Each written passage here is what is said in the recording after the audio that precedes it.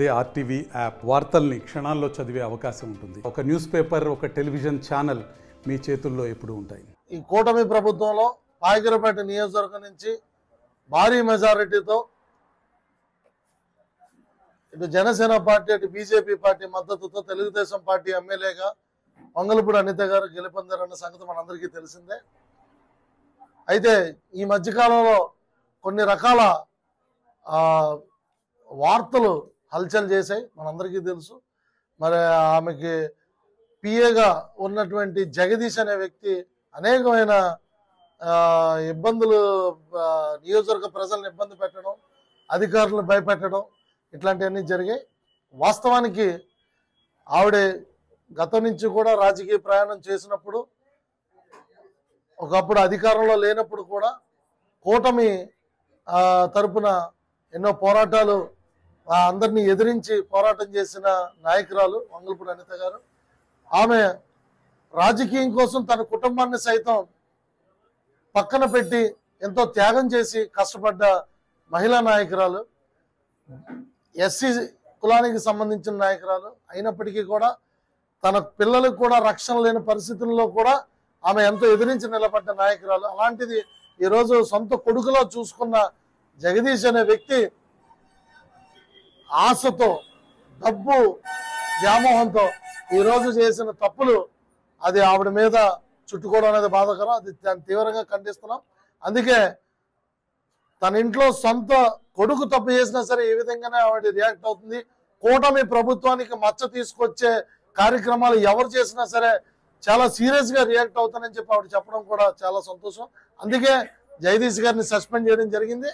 ఆ జగదీష్ అనే వ్యక్తిని సస్పెండ్ చేశారు.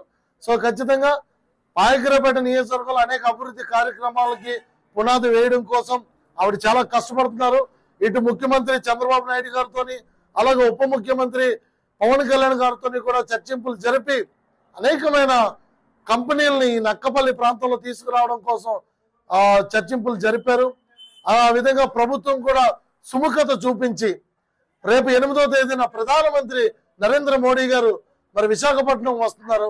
8వ తేదీ నాడు ప్రధానమంత్రి గారు వర్చువల్ గా శంకుస్థాపన కార్యక్రమాల్లో కూడా నక్కపల్లిలో ఏర్పాటు చేయబోయే కొన్ని అభివృద్ధి పనులకు కూడా శంకుస్థాపన చేయబోతున్నారు.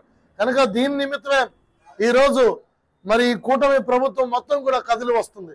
అందులో భాగంగా మా జనసేన పార్టీ నాయకులు, పిఎస్సి చైర్మన్ శ్రీ నాదెండ్ల మనోహర్ గారు, ఆంధ్ర రాష్ట్ర పౌర సరఫరాల శాఖ మార్చులు ఈరోజు మధ్యాహ్నం 2:30 గంటలకి మరి నక్కపల్లి కలెక్టర్ కార్యాలయానికి ఇచ్చేస్తున్నారు. అలాగే ప్రతిదీ కూడా ఈ నియోజకవర్గంలో అభివృద్ధి చేసే విధంగా అనిత గారు అడుగులు ముందుకేస్తున్నారు. కనుక ఏదైతే మోసాలు జరిగాయో అది ఆవిడకి తెలియకుండా జరిగినాయి.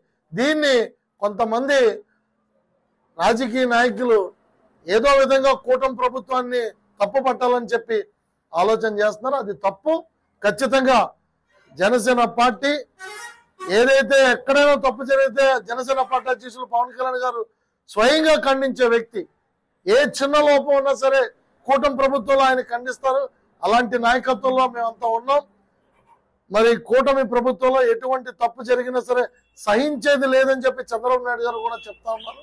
అలాంటి వ్యక్తిత్వంతోనే అనిత గారు కూడా ఇక్కడ పనిచేస్తున్నారని చెప్పి తెలియపరుస్తూ రానున్న రోజుల్లో నియోజకవర్గానికి మరింత అభివృద్ధి కార్యక్రమాలు చేయాలని, కూటమి ప్రభుత్వానికి కూడా మరి కూటమి ప్రభుత్వంలో జనసేన పార్టీకి కూడా తగినంత ప్రాధాన్యత కూడా కల్పించి ముందుకు తీసుకెళ్తున్నారు. కనుక ధన్యవాదాలు తెలియజేస్తూ సెలవు తీసుకున్నాను. Thank you. మరిన్ని వీడియోస్ కోసం ఛానల్ ని సబ్స్క్రైబ్ చేయండి. లేటెస్ట్ అప్డేట్స్ కోసం వాట్సాప్ ఛానల్ ని ఫాలో అవ్వండి. ఆ లింక్ డిస్క్రిప్షన్ లో ఉంది.